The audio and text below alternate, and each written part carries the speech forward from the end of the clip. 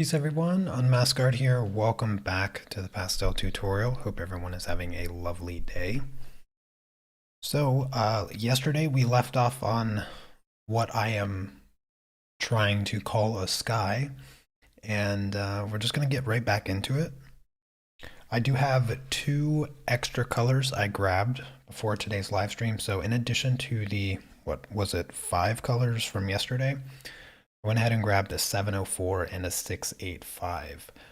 So these colors may show up later today, so I just wanted to let you all know, just in case you wanted to grab them. But a color that is from yesterday is the 700 gray, and that is where I'm going to start today. And I'm actually going to start with the shape of the boat and sort of cut it out of the sky. So that is where I'm going to begin today. And then from there, I'm going to work this color out and pretty much cover everything in the sky with the exception of the really dark clouds up here. So everything is going to be covered with this 700 gray, which means I will be using just this one color for a while. And to keep things interesting, I highly recommend you ask me as many questions as you possibly can. Let's see if you guys can overwhelm me with the questions. Okay, let's challenging all of you. Hey there, Cece, Elena, Susan, Claire, Dottie, Michelle. Good to see all of you, lovely people.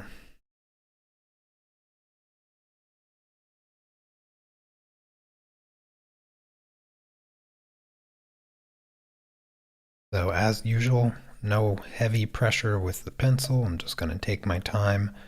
I'm going to try to keep the edges around the boat here as sharp as I can.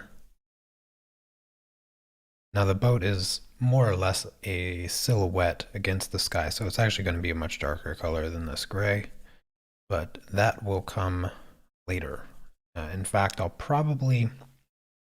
think the primary strategy for this project here, of course, we're going to be focusing on the sky until the sky is done, and then we're going to focus on the water. So the boat, the lighthouse, and the 2 orca whales will be left blank for some time. And I'll control the shape of all of those things with what lies behind them.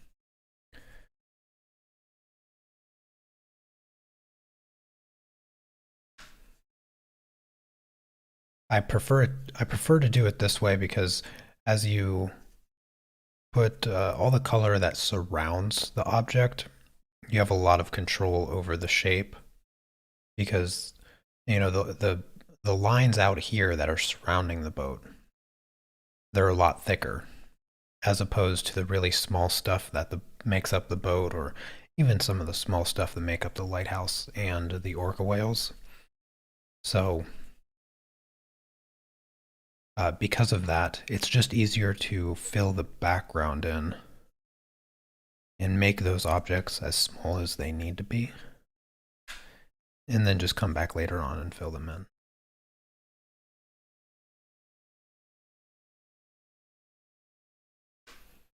Oh, hey there, Diane. I hope you're having a lovely vacation. Playing some Stardew Valley. Hey there, Rain. Ozzy, good to see you. Yulia, always a pleasure.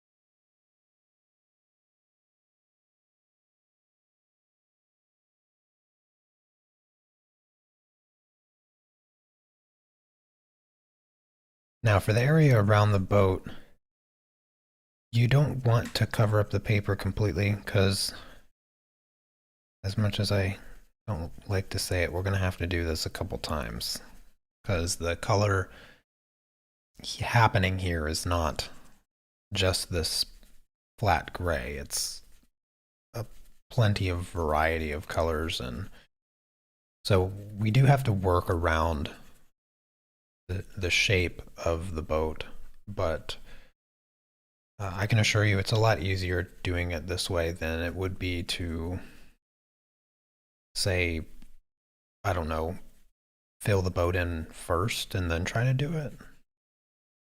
The benefit of not having done anything to the boat yet is that it would be really easy to just do it one time when you're ready to actually fill the boat in, as opposed to almost always gonna having to do it twice. Say if I were to apply color to the boat, then do the sky, there's a pretty good chance that you're gonna have to redo some parts of the boat with the collision of colors. Far less likely the other way around.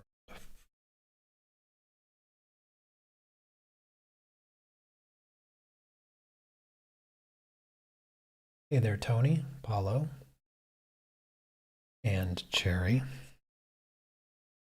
Lovely having all of you here.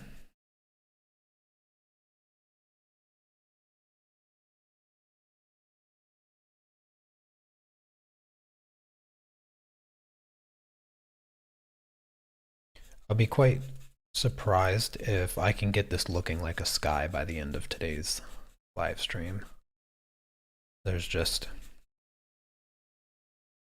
almost an overwhelming amount of work to be done here. But I like to keep it very, very simple. Hopefully at this stage, I have not yet done anything that anybody can do. Pretty much just filling in little blocks of color, and that's really it. So nothing real technical, barely any blending or gradient making or literally anything. But if at any point I do something that you're not totally clear on, by all means, let me know and I will explain it.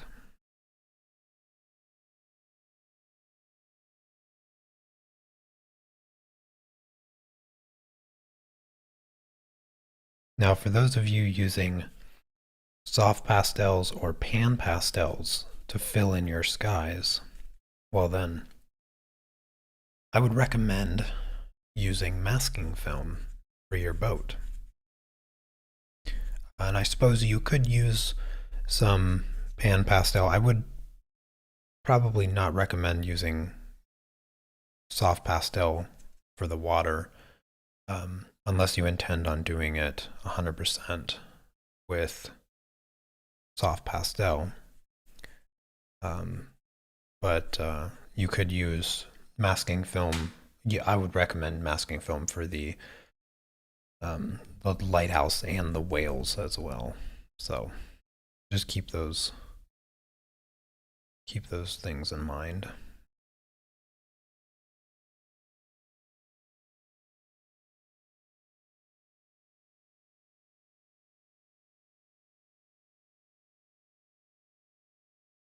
Let's see here, looks like I might have some questions. If I were using pan pastels as a base, would you make a darker base and layer lighter?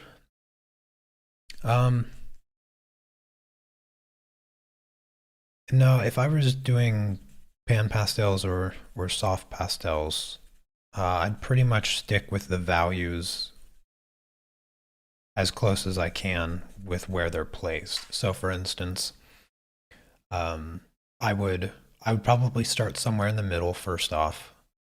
So I'd start with like these colors here, like this green, gray, orange stuff. And I'd work on the outer edge of these clouds. Because the thing with using the pans or soft pastels where you're going to be blending a lot of loose pigment, because that's sort of the nature of the soft pastels or the pan pastels, you don't want to have a huge range of values on your paper when you do those first initial layers because you're going to be doing so much blending. And that's how you get muddy pastels is you have way too many value variations or color variations on your paper all at once.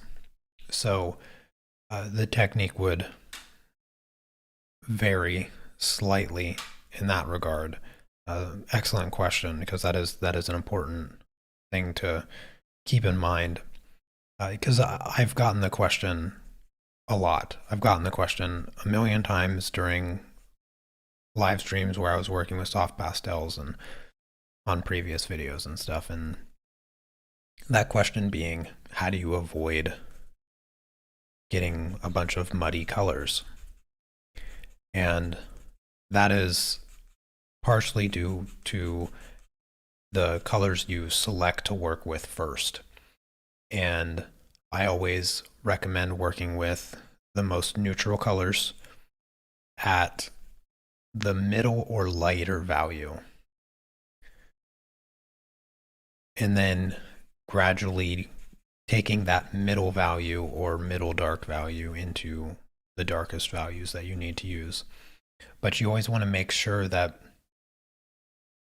when you are preparing to introduce your darker values, that everything you've done with your light values is really, really close to being 100% done, especially near the edges of where the dark values will begin. So in the case of the sky, everything leading up to where the dark clouds will start to come into the sky, you need to have this color right next to it done. Like you don't want to be blending that again because you just don't want to risk that contamination of color because otherwise you'll be left with mud. So yeah, excellent question. What's the main difference between working with pastel pencils versus colored pencils? The biggest difference is how they feel and how they blend. So pastel pencils feel very scratchy, not super scratchy, mind you, but because of the surface of the paper being a sanded surface, meaning that it has a coat of like gesso-like material, and then it's sanded to a specified texture, you get that little scratchy feeling. And pastel pencils are dry; they're completely dry, like chalk. Whereas colored pencils, they have a much more sticky type of feel to them, and they have that waxy sort of gloss to the colors, which can give them a bit more of a vibrancy with that sort of satin gloss look on the paper. The other thing that's quite different with them is the surfaces that you can work on. But when it comes to pastel pencils, I won't ever recommend anything other than pastel matte until a new paper comes into existence that somehow outperforms it or performs it exactly the same but costs less. Those properties don't exist yet in the world for another paper, so which is unfortunate in the sense that pastel matte is quite expensive, and in some places it's very difficult to get. I know South America, Mexico, I've had a lot of people from those areas message me and ask me where they can get pastel matte, and I don't live in those areas and I don't really know. And then of course, other countries, I believe,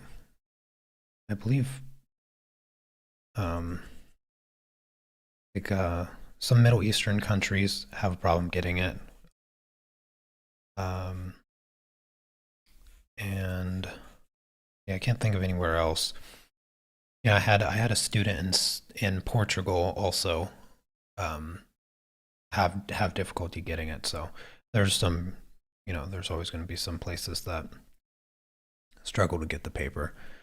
And up until this year, I wasn't able to find it here in Poland either. So I always bought it outside the country. Um, let's see. The layering. So addressing the layering being the same. The layering, I would say, is not the same, but does have consistent similarities that you could argue. Um, the one thing that stands out the most different when it comes to pastel pencils is that you can very easily layer light colors on top of dark colors. You can do that with or with colored pencils as well, but just not with the same degree of effectiveness. Um, the other thing is, as long as you're working on pastel matte with pastel pencils, you can layer indefinitely. Um, there is, of course, the limitation to how much of a change you can expect, but regardless, like the indefinite ability to alter the color on a very small scale is really great when it comes to pastel pencils, and it's probably why I love to work with them so much. Um, the flip side of that sort of indefinite layering limitation between pastel pencils and colored pencils is that you're always going to have a certain degree of precision with colored pencils that you're just never going to be able to get with pastel pencils. And that's not to say that like if you really wanted to do like hyper realism that you wouldn't be able to do it with pastel pencils, because you certainly can. It's just, you know, if you're one of those really particular people that wants to look underneath a magnifying glass and your pencil touch exactly where you want it to be, colored pencils are going to be the more precise pencil, just due to the nature of how they transfer pigment to the surface you're working on and all of that. But I'd say it's minor at best. Very minor difference in that sense. Let's see here.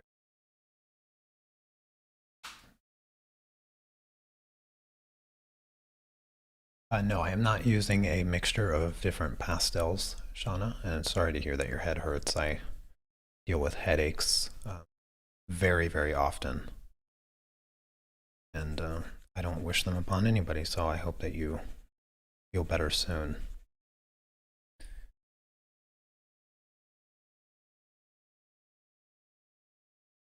Hello, Barbara.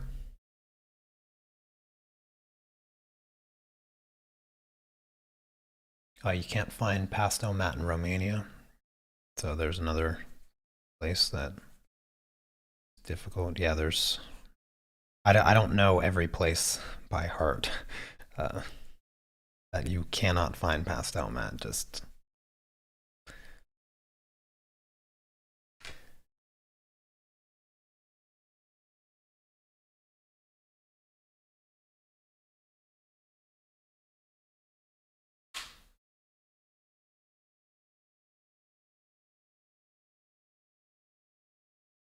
yes, Diane, this would so this would be a really good project to utilize some graphic tools like posterize, threshold, and all of that to help you analyze the values that are occurring.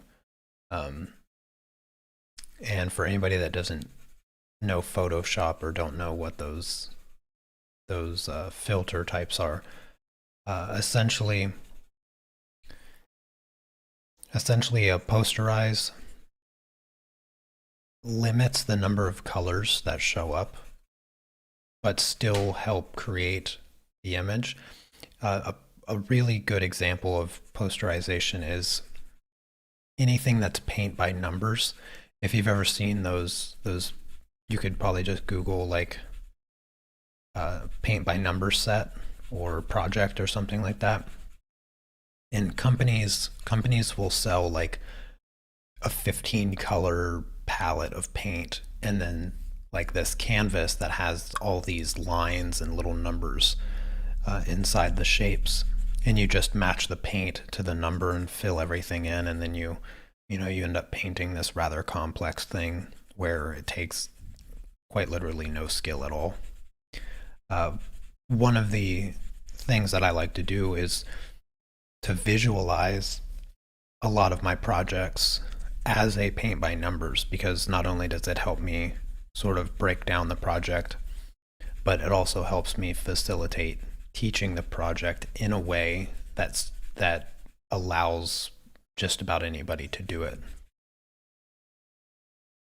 And so you can do that in Photoshop. You can even just Google uh, an online browser posterizer.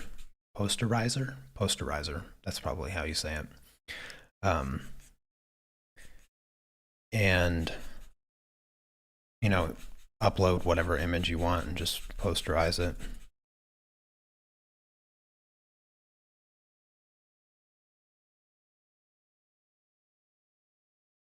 And then the threshold one that I mentioned is value isolation. So it turns the image black and white and isolates particular values in the image, and you can go through and sort of see where all the darkest or the lightest or any of the mid-range values are, and you can see the shapes that it creates. It's very helpful to visualize that stuff.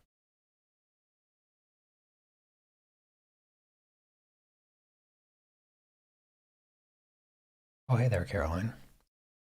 Yeah, I made a little bit of progress.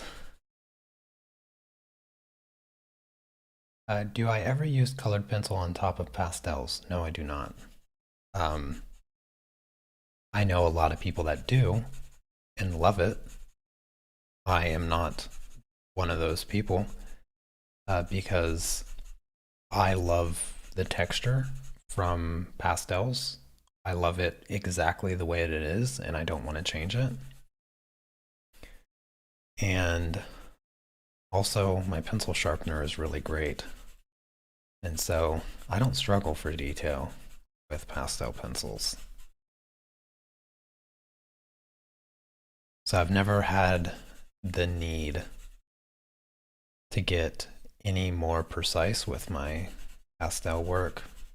And even if I did, I don't want to mix the wet sort of satin glossy waxiness of colored pencils with the soft dry velvet of pastels. Um, the idea of mixing those two is one of the least appealing things I can think of in this moment. For me, for only the reason that the texture change would drive me crazy.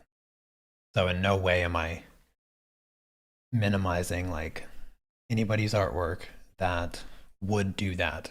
If you do that, by all means, have fun. But you won't ever see me do it. I will never do it. I just cannot mix those two mediums. The texture is just too different for me. But they do work very well together, in theory.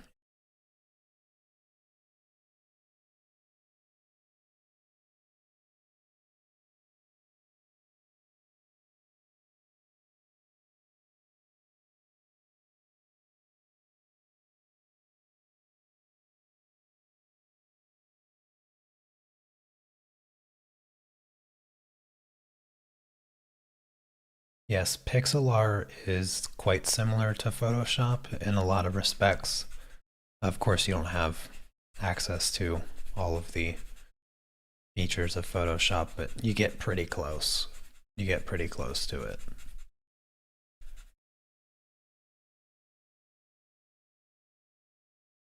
There's a few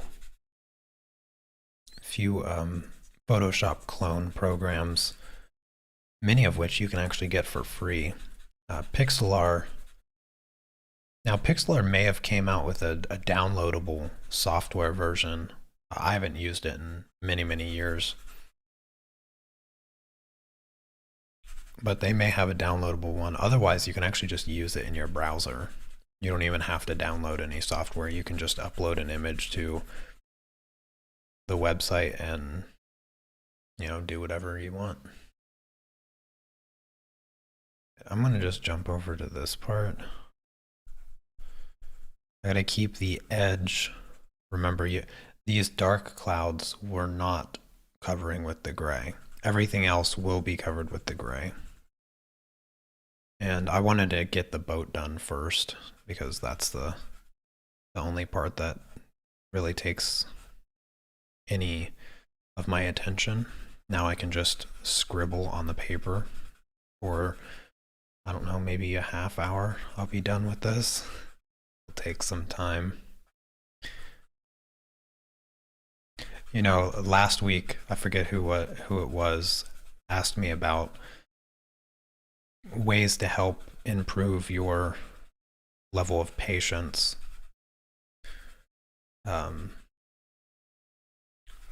Doing this is a great way to test it, that's for sure. Just sort of mindlessly covering the paper with the one color, and you can't speed this process up. You don't want to scribble faster. You never want to do that, and you don't want to press harder either. So no pressing harder, no scribbling faster. And there's just no way to speed it up. So good patience test for all of those looking to improve. See how far you've come by doing this. If you want a real test of patience, get a paper about this size, get a small felt tip pen, and just fill the entire paper up with really small circles, and see how far you can get before you just can't do it anymore. And if you can fill the whole paper up, then I don't think you have a problem with patience. Just one little circle at a time. About the same size as the tip of a pen. Oh, hi there, Lee. I hope you're having a fantastic day as well.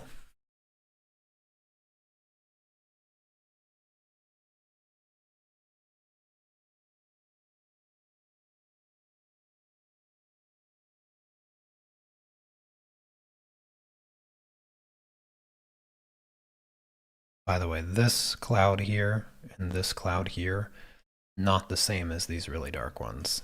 So I am covering it with the gray.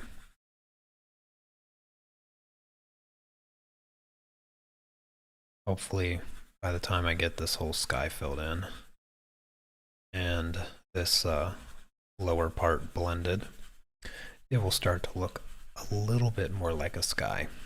Probably not perfect. For surely not perfect, but hopefully just even a little bit more like a sky. Because right now there's no gradients. I haven't created any gradients, only shapes. So I'll have to utilize my various colors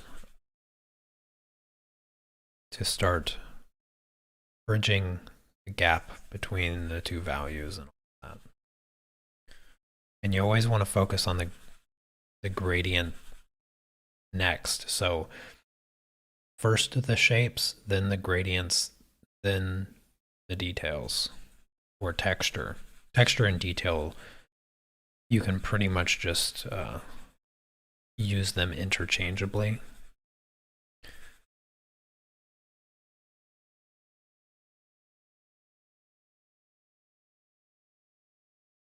but I think texture is a little bit more accurate of a description of what detail actually is. Because a lot of people associate detail with just more lines. And that's why, you see pictures of people drawing stuff and they're like, oh, I'm just trying to add as much detail as possible, and it just looks terrible. And it's because they just have a bunch of lines everywhere. They don't have any actual texture.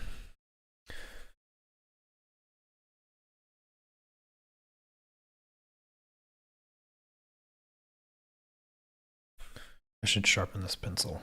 Yeah, let me sharpen this pencil real quick.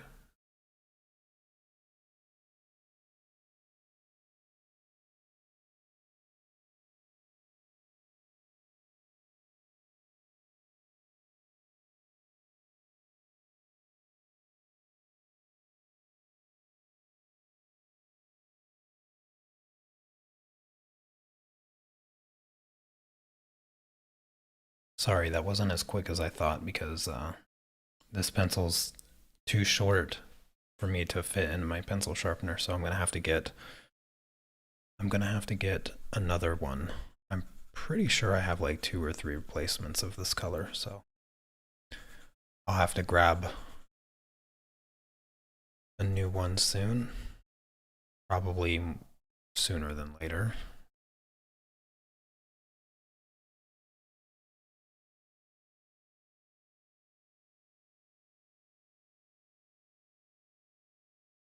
When I'm looking for a reference photo, what kind of properties and quality do I look for to make it a great reference to use? That's a really good question, because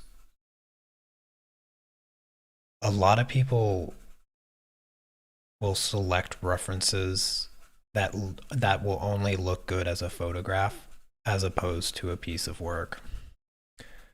There's a, a million examples that exist in this case, and so this is a difficult question to really answer verbally, as opposed to actually showing you examples. Examples would be way easier to sort of go over. But the first thing when it comes to choosing a reference photo is that you don't want to choose a reference photo based off of how the photo appeals to you. So a good example is, there's like a billion photos of sunsets, right? And I'd say probably at least half of them look good or even look great, because sunsets are really easy to be pretty. Got a bunch of lovely colors. Generally, the camera is focused on the sky, which means that everything in the foreground is silhouetted. And I mean, a silhouette of just about anything looks good. I mean, you have a silhouette of a dog, a tree, a bench. You'd have a silhouette of a dead flower and it'd still look good across the backdrop of a colorful sunset. So those pictures that look great, of the billion that exist, a fraction of a percent of those will not look, or will still look good as a painting. And that has a lot to do with the composition. Composition in photographs and composition of artwork, they are not identical. No matter what anybody tells you, the composition between the two cannot be one for one, will not be one for one, and will never be one for one. We sort of had this conversation a couple weeks ago where I talked about some features of cameras that don't translate well to artwork. Composition is one of those things that does not transition or translate one for one. A well-composed photograph does not immediately become a well-composed piece of work. as non-intuitive as that sounds. And that's just because of the nature of photographs. Photographs on computer screens, phone screens, and things like that will always look different than artwork. Artwork will never look the way that it looks in person on a screen. It's just not ever going to happen. And you can take that to the bank, because if you look at another conversation we were having, when you look at someone like Van Gogh's artwork, and I was the same when I looked at Van Gogh's work, and I've been seeing it all my life. I never cared for it. I thought it was like mediocre at best, and I never understood why anybody cared about that Starry Night painting, because it just looked dumb, in my opinion. But then I saw it in person, and I understood why it was so great. So that's just, and it's not like good photos haven't been taken of Van Gogh's work. I can assure you, the highest level of technology has taken photos of his work to display it in the new medium the best way possible. And it still doesn't even come close. So that's just further proof that photographs and paintings don't go hand in hand. And I know I'm sort of like branching off from the original question as to what it is I look for personally in reference photos in order to make them fit a painting. And I would say there has never been a photo reference that I copied one for one. I have always and will always take whatever references appeal to me. And to simplify it, references that appeal to me, they have a very wide contrast range, meaning they have very dark and very bright values throughout. And they have a sense of light captured. I like dark shadows. I like lights that throw shadows across objects. I like things that make the objects appear more three-dimensional. Which is why I always, when it comes to portraits, I always tell people to stay away from studio portraits. Look for portraits where there's deep shadows on the face. Those are going to make much more appealing drawings and paintings. As much more difficult as they tend to be for people to do, because people are afraid to use dark colors and skin tone, but either way, they're always going to make better pictures. The other thing that I do when I do find a reference photo that appeals to me is I don't just copy whatever the composition is of the photograph directly to my paper. What I always do is bring that picture into Photoshop first off, because I use Photoshop all the time. And I think Photoshop is an amazing tool for traditional artists to use as well, and I highly recommend you take the time to learn it, or a similar program, whatever, fits your budget or whatever. But I always create a new document, new Photoshop file that is the exact dimensions of what I'm going to be working on. And I recompose the reference to suit the dimensions of my paper. I think this is probably something that a lot of people tend to do without thinking about why they're doing it, but this really helps a lot. It's a very small step, but it yields significantly better results than just throwing whatever image onto a piece of paper you have and not really taking into consideration the dimensions of the original image and the dimensions of your paper. So, um, yeah, hopefully that gave you a little bit of insight on using references or whatnot. But I'd say,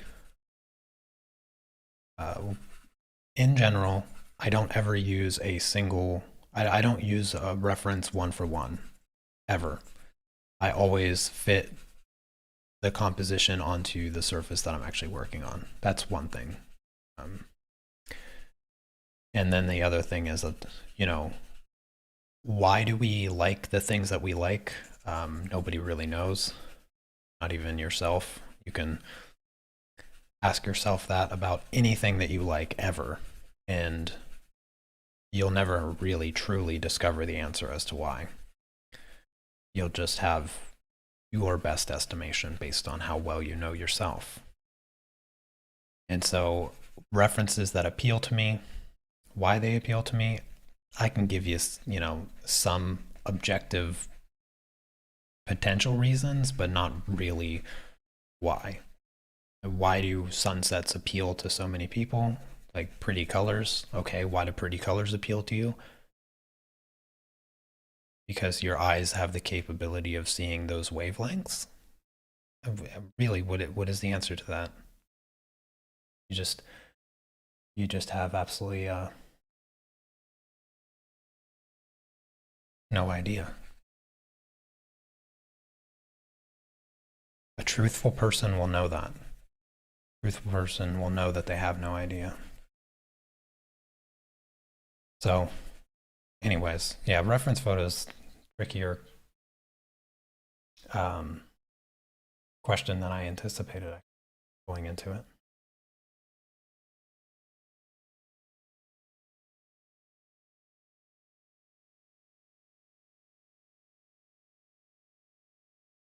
Another thing that you can do, by the way, is learn photography.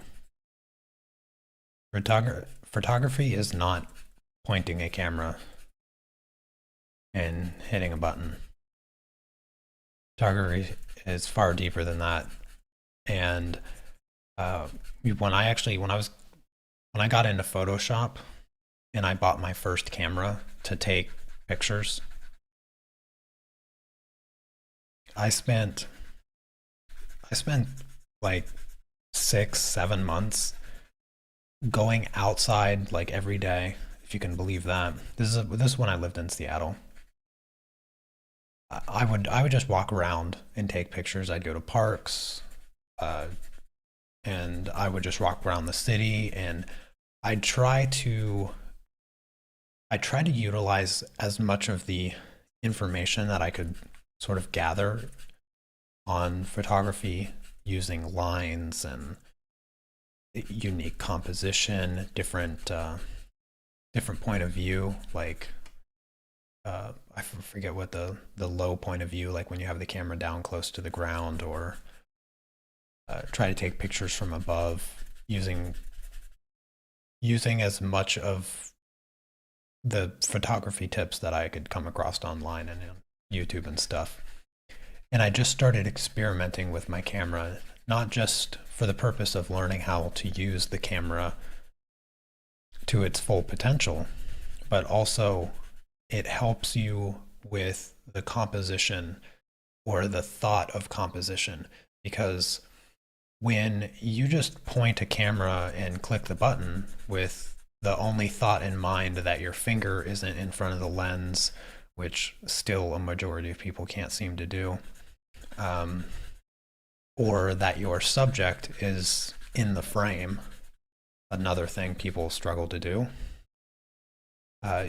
then you get to a little bit more of the artistic side of photography, where you are putting thought into the composition, where the lines fall, the rule of thirds, sort of patterns, symmetry, lighting. Of course, lighting is huge. Lighting is probably one of the most complex things in photography. I'd say more than anything. You can simply read a book about composition and pretty much get it all down in a week. But lighting, that is something that will continue to unravel and continues to unravel because the way the camera captures light is so uniquely different from our eyes that it allows us to sort of manipulate the universe we live in the way that we see it, because we can capture it with a camera instead.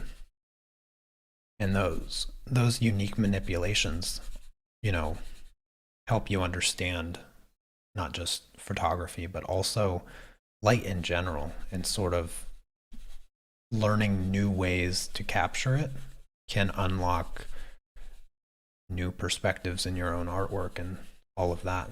So it really has just a very, very wide application.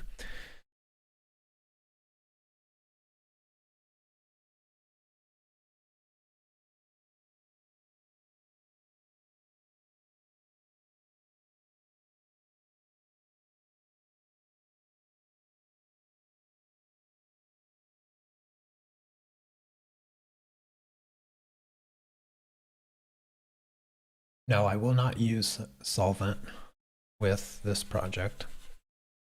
No need to use solvent with pastels. You can use solvent, and I've tested using solvent, and I get the question regarding solvent with pastels maybe once a week, actually. Pastels are perfect just the way they are. Pastels are sort of like oil paint, and they're not quite as old as oil paint, but they've been around for a long time. And I mean real pastels, not that oil pastel nonsense that came out like 20 years ago. Real artists use pastels. I don't even know why they call them oil pastels. They need to come up with a name that better accurately describes what they are. I can think of a few, but I think I'll hold back a little. I think, or should be called.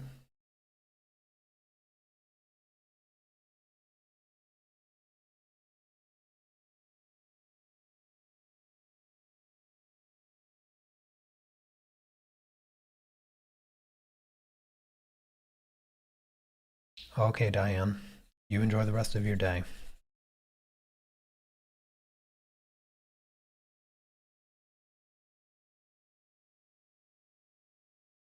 Ways to take good reference photos.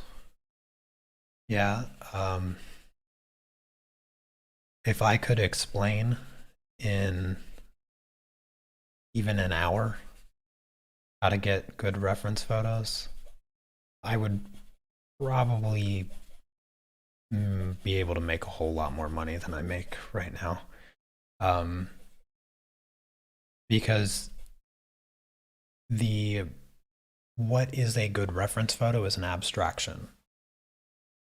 Sort of in the same sense how I was describing how, or more or less stated, how impossible it is to understand why you like something. It's purely theoretical. If you want to get into the discussion of why people like things, it's completely subjective, obviously, in the first place. And so what makes a good reference photo is just one more level of, why we like things. But in a bit more practical sense, good reference photos have good light. The other thing with taking photos, you take enough photos, you're probably going to end up taking a decent one. Yeah, you might not, win any competitions, but you don't have to. You never have to think like, well, I don't have enough film for this. Most of our phones nowadays can hold so many photos that we could take a picture a day for the rest of our life and still have space for like a movie or something. And the hard drives just keep bigger and bigger. Of course, they sort of keep adding megapixels to the cameras as well, so it sort of counterbalances itself. But it seems the storage space is outpacing the size of photographs anymore, and it's more or less like video that can't keep up. But lighting is going to probably be the most dominant force in determining whether or not you've taken a good reference photo. And to get good at lighting when it comes to reference photos, there is no book, there is no video, there is no tutorial that will cover or ever be able to cover everything about lighting. There is only examples, there is only basic guides, and then there are specific lighting setups. For instance, many photographers, they will find a light system that they end up using over and over. Since Photoshop and Lightroom and all of those editing softwares they've sort of moved beyond the industry standard. They've grown beyond just the industry and big magazines and stuff using them. Anybody can spend the time to learn those programs and do all of the retouching and manipulations to whatever photos they want to make something unique and also impossible in order to make good reference photos. And so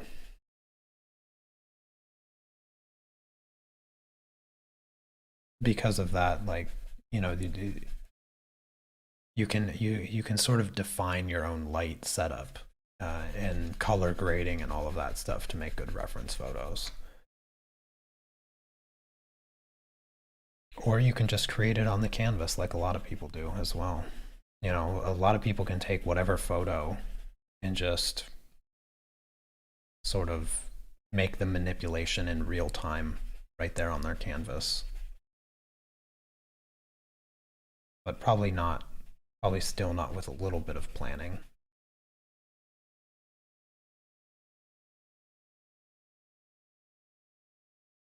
All right, I'd have to sharpen this pencil by hand. Don't want to do that, so I need to grab another 700. So give me 1 moment to rummage through my pencils.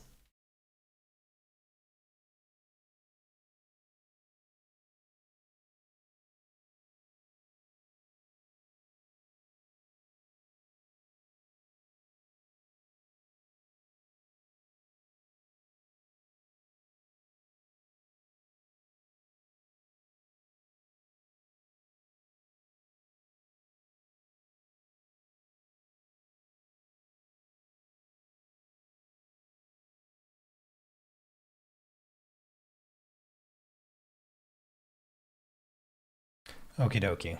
I'm back with a fresh 700.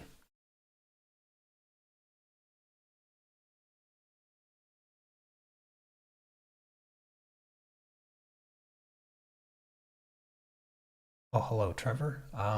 After composing the image in Photoshop, do I use carbon transfer paper on the stretched paper?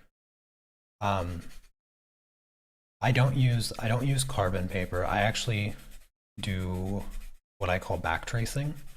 So if you want to see how I do that, I actually put out a video like a couple weeks ago on how I transfer my line art to my paper. It would be better to watch that video than have me try to, explain it. But the method I use is back tracing. and I gave it that name. So I don't expect you to know what it means.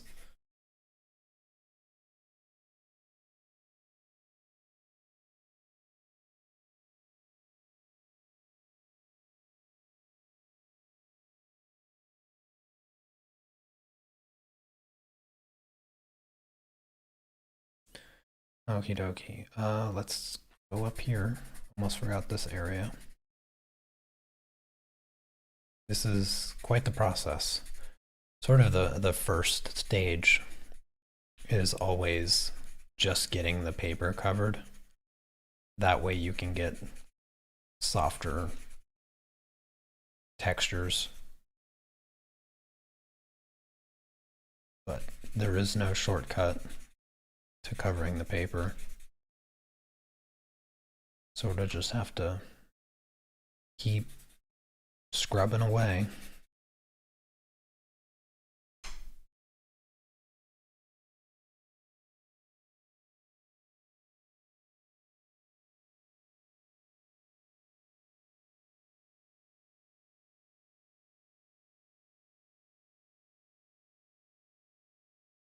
By the way, if I happen to miss anybody's question, just ask me again. Sometimes I miss them. I do my best and not to, but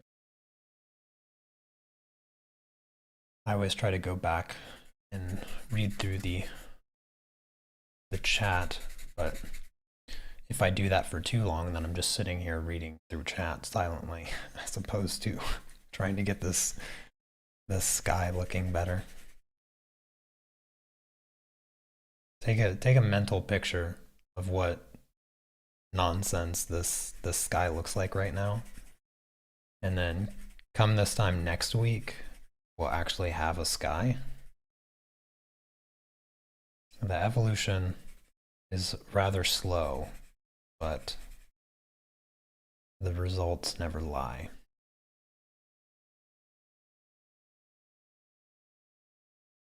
Okie dokie. Before continuing on with any more colors, I'm going to just start blending. Really no rhyme or reason for the way that I'm blending. I'm using just the regular paper stump here, and I'm just going to start over on the left side and work my way back over to the right. Just want to try to get some more of the tooth of the paper filled in. Sort of this blending of just a single color is more or less just to even out coverage on the paper.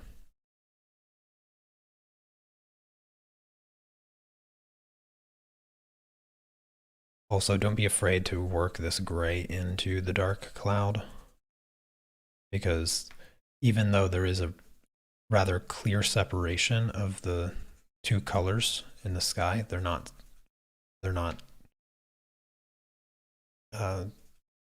absent of mild blending between the two colors. There's a little bit of a buffer there, and that's sort of the beauty of pastel pencils, is that blending pastel pencils, the spread of the pigment is far less extravagant as soft pastels or pan pastels, because where you apply them, that pigment tends to stay really, really close to there. Doesn't move around a lot, which makes doing a sky with pastel pencils not the most ideal choice. It just takes a little bit more time because you have to keep applying the pencil as opposed to just being able to blend it out and make it smooth. The other heavier, softer pastels do.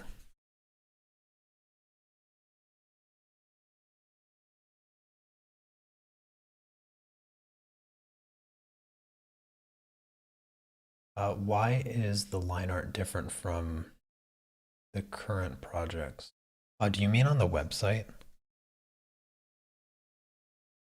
Is that what you're referring to, Michelle? Why the line art is like a picture as opposed to actual traceable lines?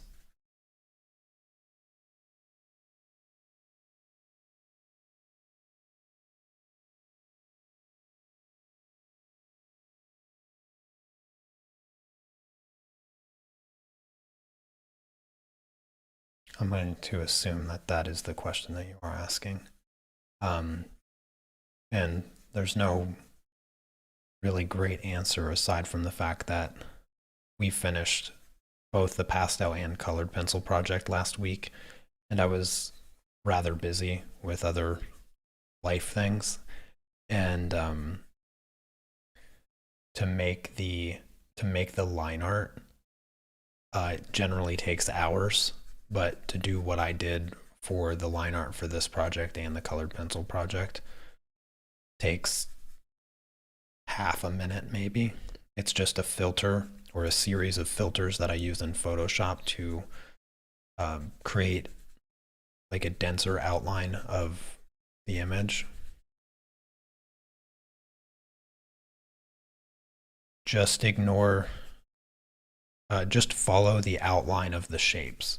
So the line art, instead of line art, it's basically the cutout of the shapes that you need for the information.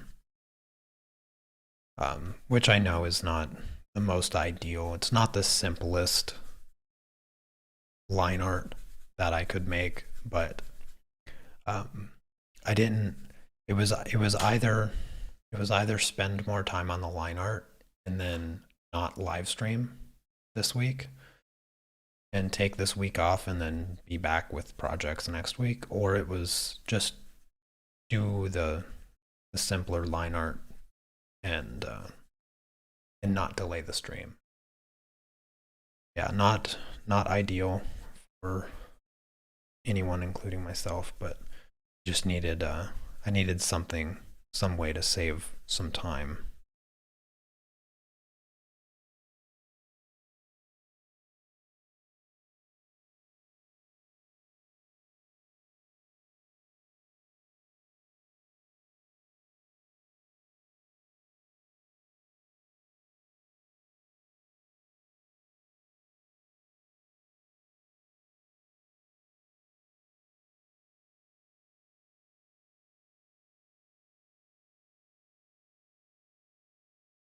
And Michelle, if the line art for the project doesn't work well for you, I know that Diane created her own line art for these, for both the colored pencil and pastel project. I can't imagine that she would ever say no to anybody that asked her to use the line art, as long as you're an art club member, which you obviously are. I don't know if you're in the Discord, Michelle, but you could always just message Diane. She left a little while ago. She's on vacation, but she's also the chat moderator.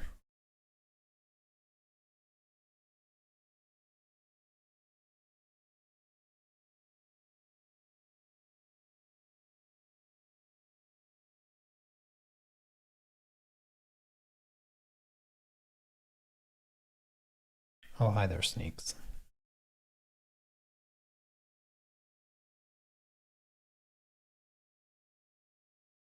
All these lines and everything that you see here, you can still see all the directional lines.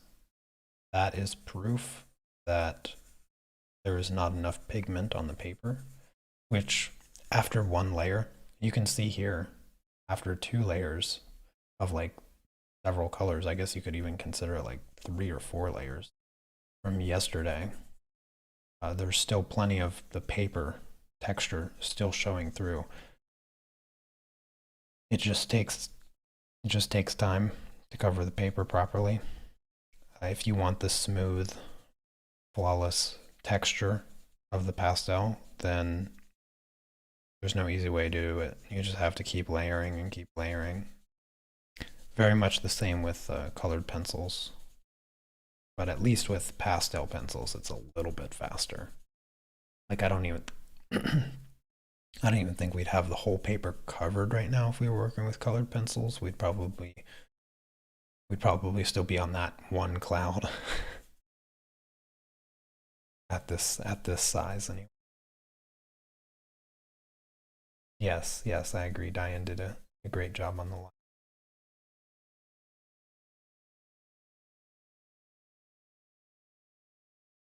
She's learning Photoshop / pixel art. And it's important that you develop your own ability to create the line art as well of future projects. I did I have a tutorial also on the website showing you how I create line art. So you can check that out if you're interested in learning how to make effective and useful line art. I also did a live stream. I want to say last year, but I think it was actually 2 years ago, where I talk about creating line art and all of that. Do that in Photoshop. But you don't have to use Photoshop. You don't have to know how to use Photoshop to use other programs. Yeah, I understand, Michelle. Okay, Paulo. Thanks for hanging out. Good to see you.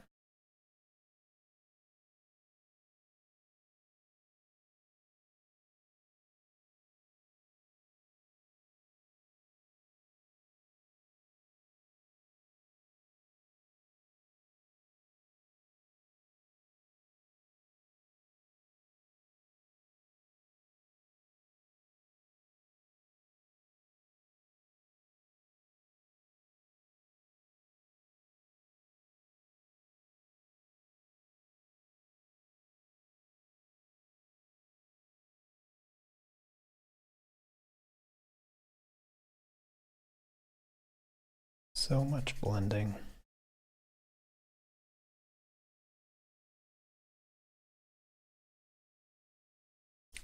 You guys have had some really, really great questions today. Thank you for that. I always appreciate the questions, and hope hope at least one of you learned something today.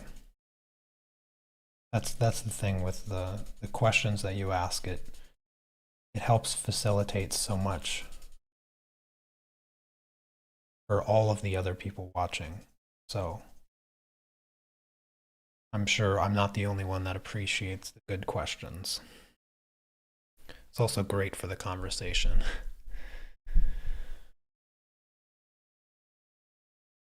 Okie dokie. Well, I think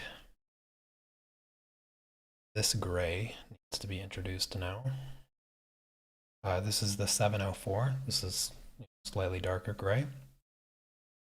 I'm going to start looking for some of the shapes that come into this into this area. So this is sort of darker gray all through here. Excuse me, all through here. We have this sort of cloud here. Sketch this cloud. All darker coming through this side.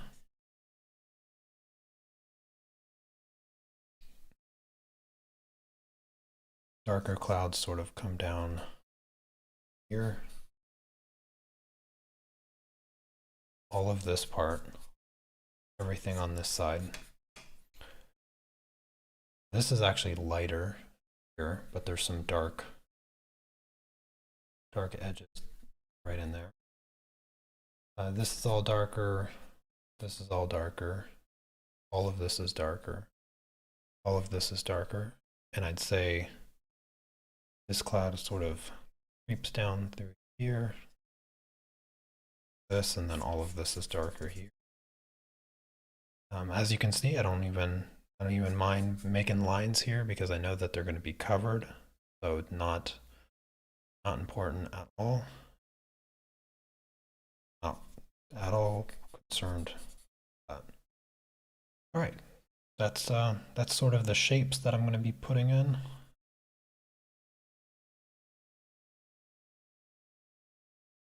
And now I'm just going to continue layering. It's the only thing that I can do. Just keep layering. As you get further along in the layering process, by the way, you're going to want to be a bit more careful with the way that you layer. You it's always important, first off, to never press hard. There is absolutely never a reason to press hard with pastels. Anybody that says otherwise, I would advise you not listening to them.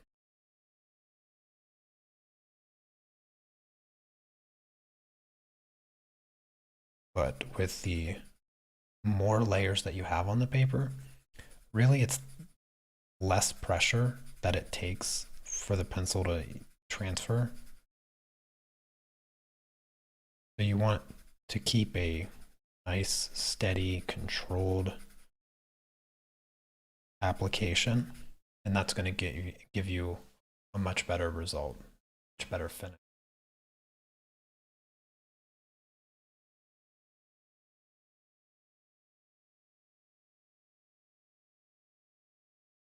You find it hard to find classes like Line site. Use the browser. I think there's graphite, pastel, and other and colored pencil filters for the lessons. So just use those filters.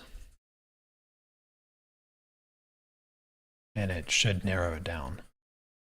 I was actually looking through all of the lessons that I have on my website. I think I'm really close to 100. I think I have potentially 100 or maybe even more than 100 lessons.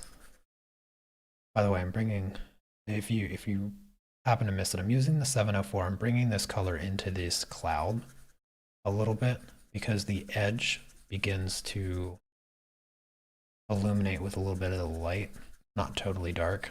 So I'm getting a little bit of that shape. It's already starting to look more like a cloud because of it. So I'm just lightly applying some of the color because what needs to be applied.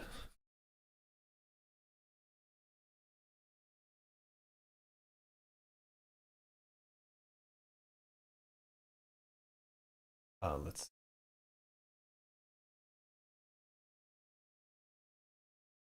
how to find my classes on different techniques.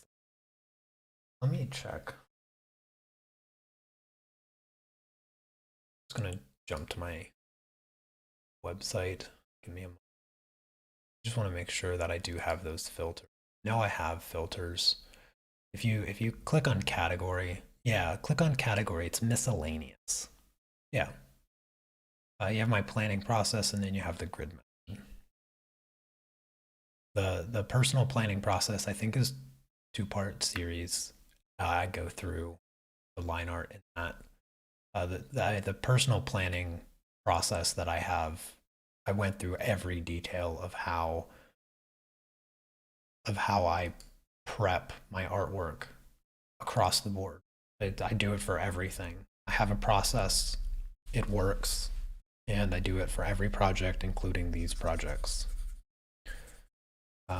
So just click on the category, click on miscellaneous, and then only two projects, or yeah, only two tutorials will show up because I have one on teaching the grid method, and then I have one going through my personal planning process.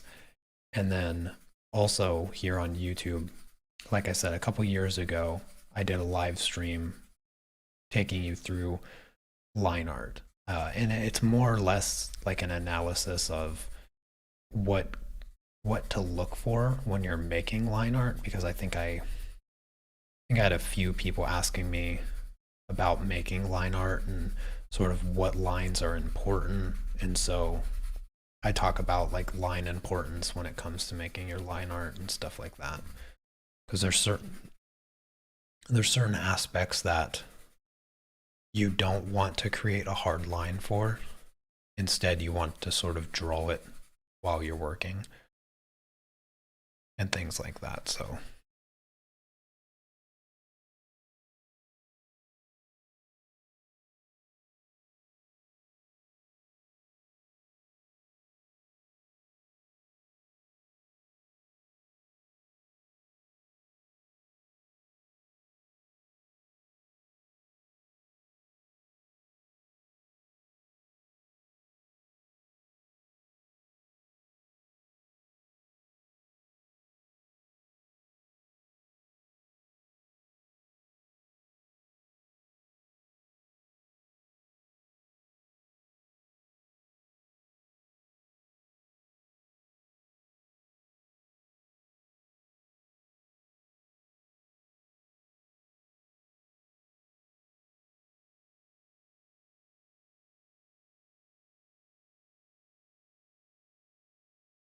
just realized this is the first sky that the like dynamic cloud type of sky that I've used exclusively pastel pencils on. I don't think that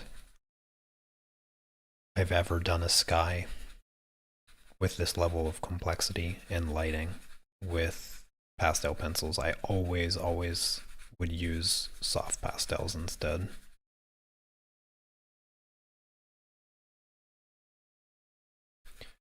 Not to imply that they are better, but more efficient, I think is probably the best way to describe it. A little bit quicker.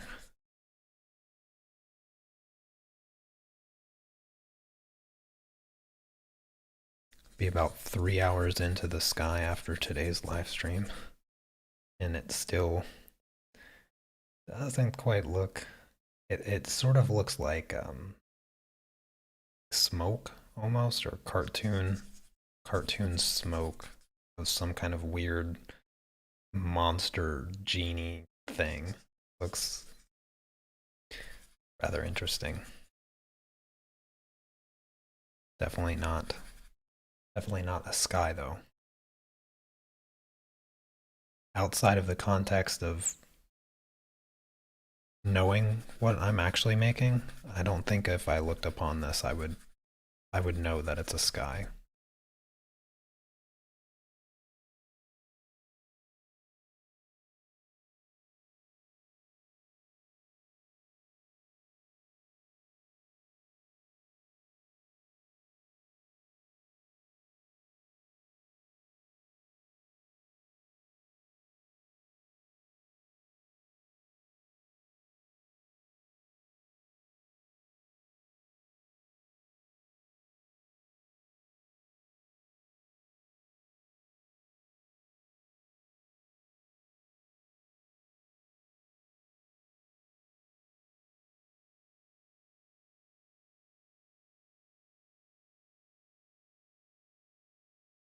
I'm actually curious of how this top part here looks if I blend it. You can see all that texture there. See how well it's removed. Yeah, it's actually not too bad.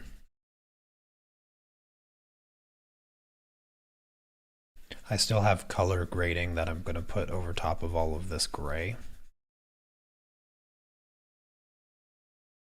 But as you can see, the paper is, remember all those green lines that were right here where I applied that green? Now you can't see them. It's much softer of a surface now, and there's still a large amount of work to do as far as adding more pigment to the paper so it will become even softer. This is something that also, getting back to that earlier question about the difference between colored pencils and pastel pencils, is that you can't hide lines like that in colored pencils.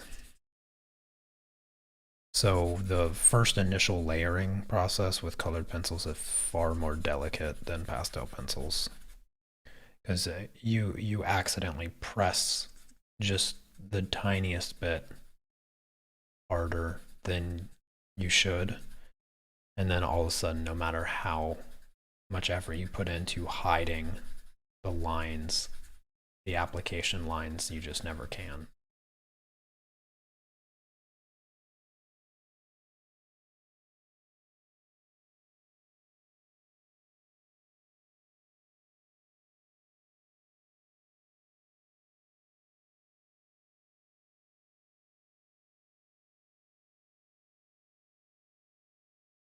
Who is my favorite artist? It's a good question. I've never, now that you ask it, I've had questions similar to that. But I think it was like, what think the previous version of that question was like, what artists do I follow? Who do I look at the most or whatever? Um, and the truth is, I don't really follow any one particular person, and I don't really know any artists like by name. I have I have the people that I feel like I know, like I know them. They've been supporters and followers and friends for years, and they're also artists. Um, but I feel like your question is asking famous people, like famous artists or whatever. But I don't really actually have one. I've never I've never really followed anybody's body of work to the point that I have favorites, you know what I mean? It's that's a question that I've never asked myself. It's sort of like it's sort of like not having a favorite movie or something similar to that effect. Like I don't have a favorite movie because I don't watch movies. That kind of thing. Um, or I think a better way of describing it is I don't have a favorite type of music because I listen to every song that exists and I like them all equally or something. So it's really hard for me to say like favorite artist because there's always certain aspects of art that really appeals to me where in the same instance it won't. It's sort of a hot and cold kind of thing. And I've never been so captivated by a single artist that every piece of work that they do, I sort of feel like it's the same person or something. I don't know. This is a tough question. I'm probably making it way harder than I need to. It's just impossible for me to explain the fact that I don't have a favorite artist. I mean, if you would ask me who my favorite band is 10 years ago, it'd be vastly different than who it would be today. And so I sort of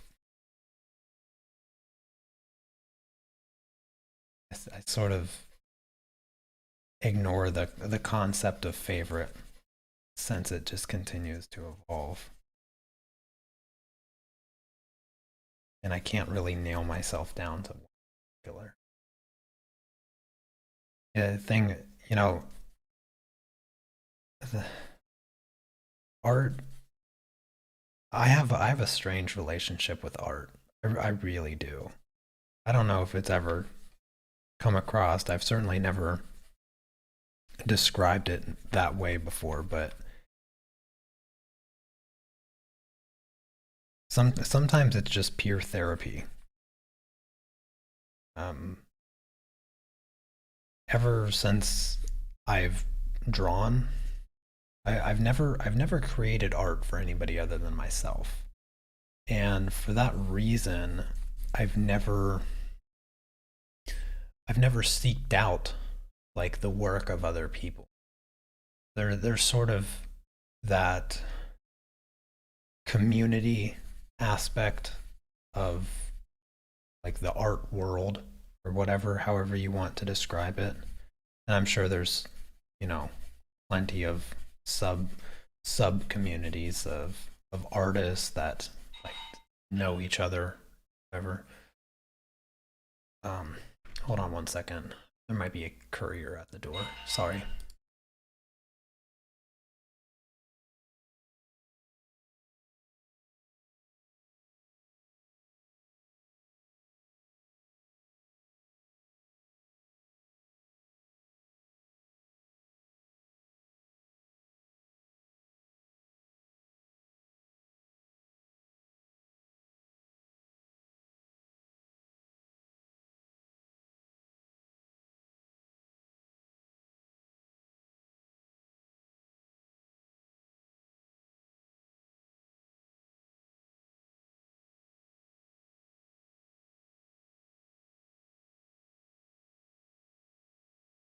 My apologies. It was not a courier. Sorry, I'm still waiting on a couple packages. And instead, it was just some random drunk guy that managed to get into our building.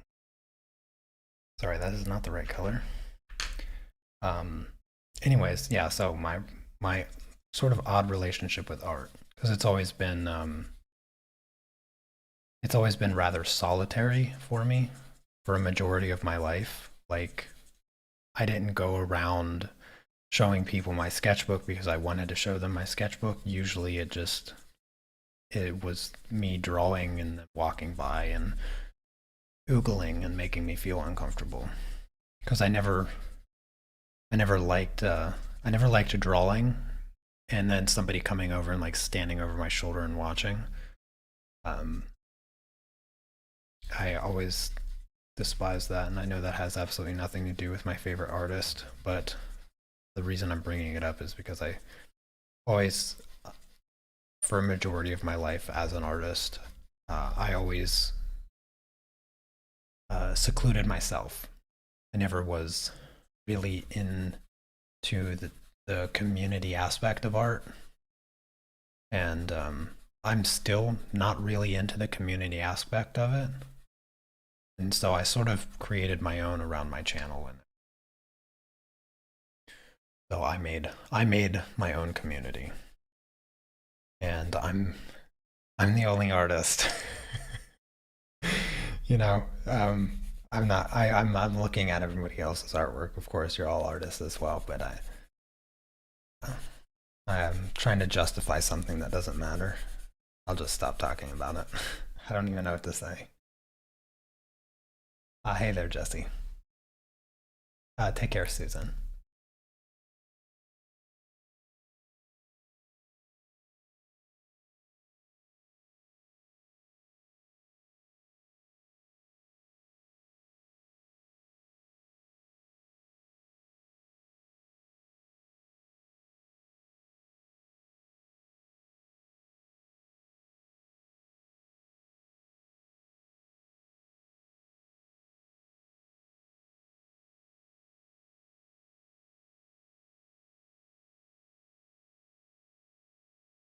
Oh, okay. That makes me feel better, Michelle.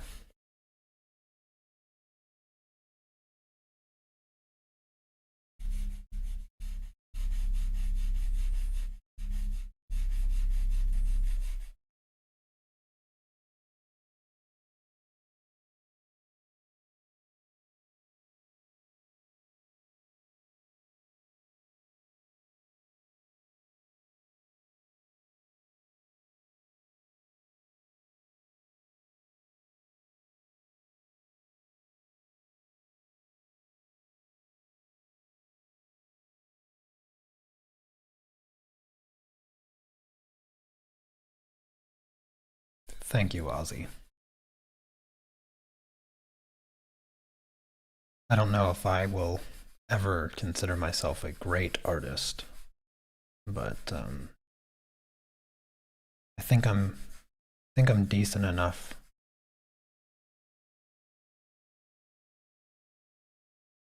What I pride myself on is being a good teacher. That's what I want to be. And if I'm nothing else, I would be content with just being a great teacher.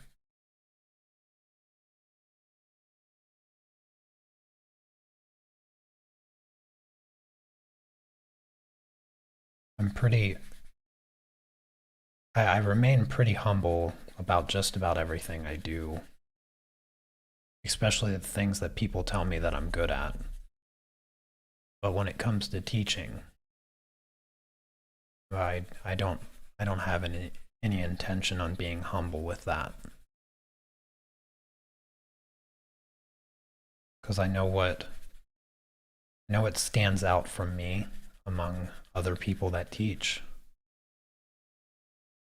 Because pretty much all of us have had lifetime experience of mediocre teachers, and hopefully sprinkled within that experience is the experience of great teachers. that have inspired us to do things that we may have not done otherwise or may not thought of being capable of doing. And of the few teachers that I have had that inspired such thing in me, I strive to inspire that same thing in everyone else.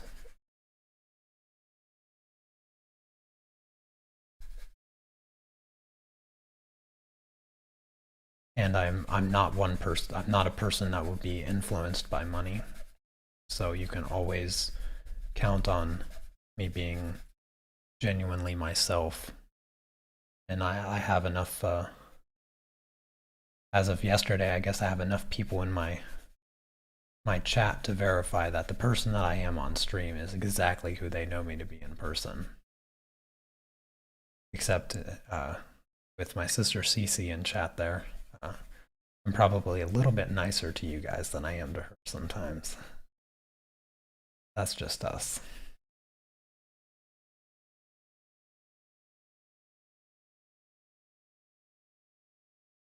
Oh, I like that saying, Ozzy. That is a good saying. Totally stealing that. So that's a good one.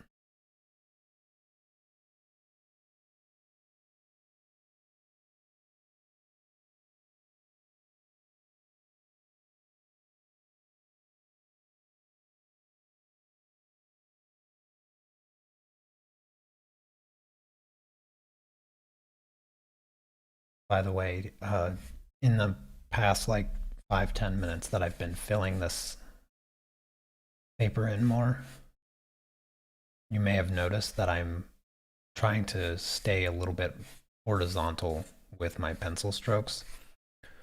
When you're doing skies, horizontal lines hide better than vertical ones or diagonal ones.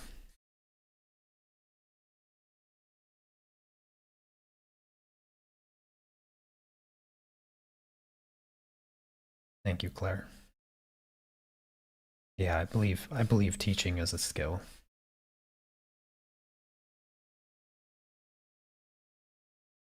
I think it is a skill, but it is also a character aspect because anybody can disseminate information and call themselves a teacher.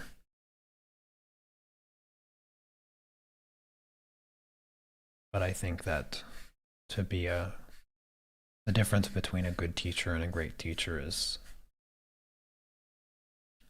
bound to their personality as well, cannot be separated. A genuine compassion for their students and empathy for the struggle. I think that every great teacher will have those similar qualities in the way that they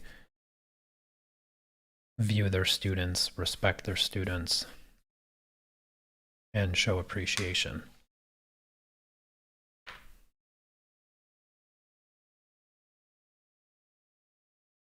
Right. I am going to blend out this mess of gray one more time, and then I'm going to call it a day. And tomorrow we'll be starting a new colored pencil project, which will be a portrait.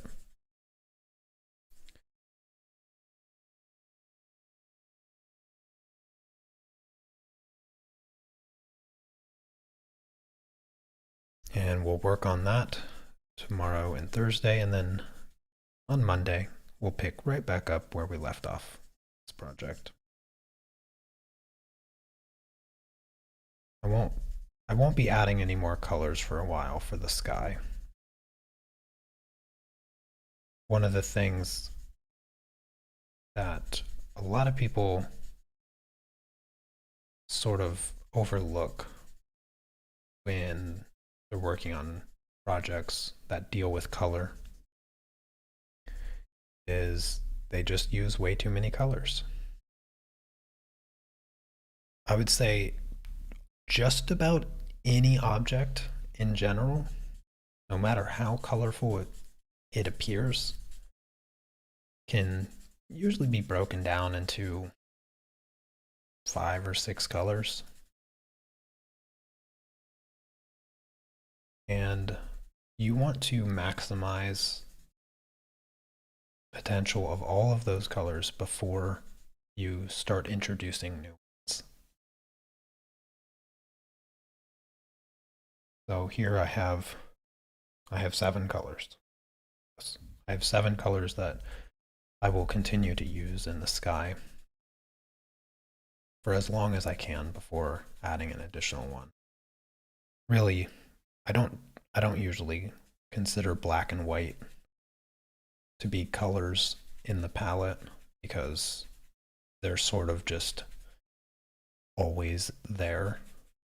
You always should have them. Uh, so if I remove black and white, then 6 colors. I haven't used any white yet.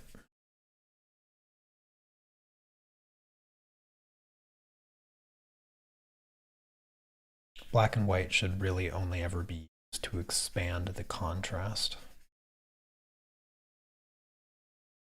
of the colors that you have or the values that you have.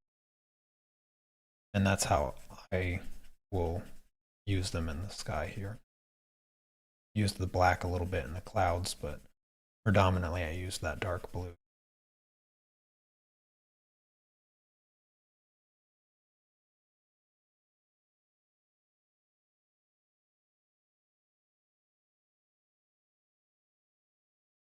Oh, by the way, Cece, did you get Stardew Valley yet?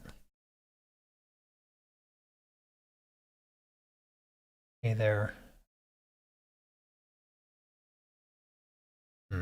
Trying to decide on how to pronounce your name. I'm gonna go with Yera. Could be totally off, but I feel like J would not be hard J.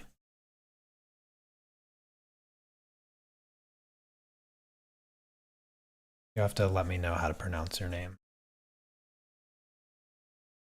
I always try to make it a point to pronounce everybody correctly. So if I ever happen to pronounce your name wrong, by all means correct me.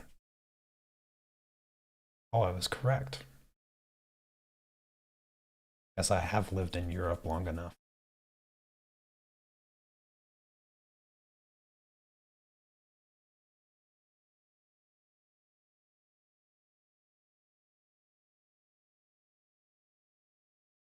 I know I lived in Poland long enough to be really, really annoyed when I hear people mispronounce Polish names. There's a lot of Polish fighters in the UFC. I watch the UFC just about every weekend. Oh, pronounce Polish names wrong is just it's not comical anymore. It's more or less annoying. If your profession involves talking about specific people doing a specific activity and for 3 hours straight you pronounce their name wrong, um, it's not just annoying, it's just disrespectful to the people. I always, like my entire life, I've always made the best effort that I could to pronounce people's names correctly, because my last name has been mispronounced, misspelled my entire life since I was as far back as I can remember. My teachers, taking attendance in the morning, would always mispronounce my last name. And the moment you get old enough in my family to start receiving those credit card applications in the mail, which for me, for whatever reason, was when I was 15, I got my first credit card application. They will send you a letter with your name misspelled if you are a staller which is how you pronounce my last name, by the way. I get all kinds of goofy pronunciations of my last name, I never really thought it was such an odd name, but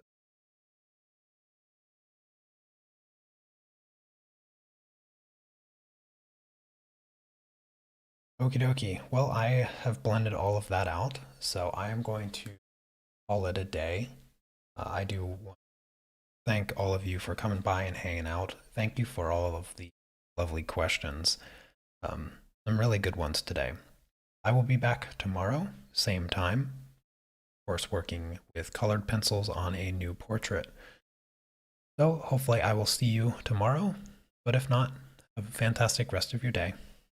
Take care. Peace.